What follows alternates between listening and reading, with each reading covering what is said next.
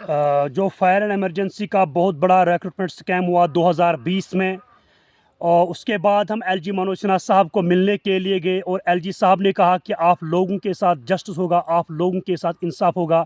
LG Manoj Sinha साहब ने एक कमेटी बिठाई, उस कमेटी को 1 महीने का टाइम दिया गया है। उस कमेटी ने 1.5 साल के बाद रिपोर्ट सबमिट किया। इनको खंगालने में बहुत बड़ा टाइम लगा क्योंकि ये बहुत बड़ा भ्रष्टाचार था। इसमें हर एक किस्म का भ्रष्टाचार पाया गया, नेपोटिज्म हो, फेवरेटिज्म हो। लेकिन एलजी मनोज सिन्हा साहब के हम बहुत बड़े शुक्रगुजार हैं। इस चैनल के माध्यम से एलजी मनोज सिन्हा साहब को हम तहे दिल से शुक्रिया अदा करते हैं। आज एलजी मनोज सिन्हा साहब ने जम्मू कश्मीर यूथ का दिल जीता है, जम्मू कश्मीर के लोगों का दिल जीता है। ये हमारे नोटिस में नहीं था कि 103 एस्पिरेंट्स के ऊपर एफआईआर भी लगेगा और वो टर्मिनेट भी होंगे। ये हमारे नोटिस में नहीं था।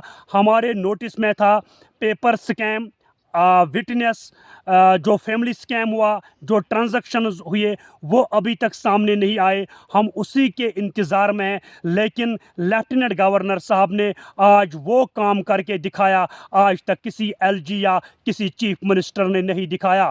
हम बहुत बड़े शुक्रगुजार हैं lieutenant governor LG Manoj Sinha साहब के कि उसने इस केस में हाथ डाला और पाई तकमील तक लेफ्टिनेंट गवर्नर साहब इसको पहुंचाएगा। और जितने भी अग्रीव्ड एस्पिरेंट्स हैं उनको डेफिनेटली इंसाफ मिलेगा।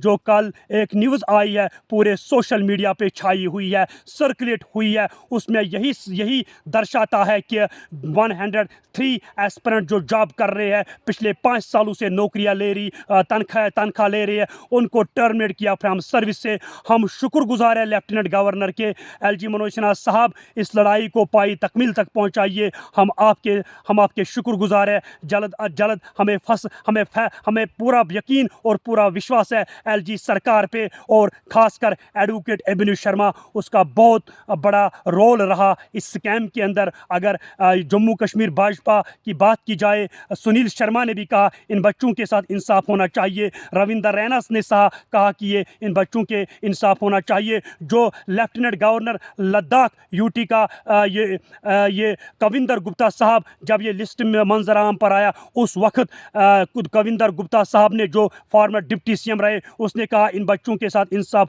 होना चाहिए। इन बच्चों के साथ ना इंसाफी हुई है। हम तमाम लोगों के शुक्रगुजार हैं जिन्होंने fire and emergency agreed aspirant की आवाज़ बुलंद की। स्पेशली हम शुक्रगुजार हैं लेफ्टिनेंट गवर्नर मनोज सिन्हा साहब के। हमें पूरा भरोसा और पूरा विश्वास है आने वाले समय में fire and emergency agreed aspirants के साथ इंसाफ होगा। दीजिए इजाज़त, खुदा हाफिज़।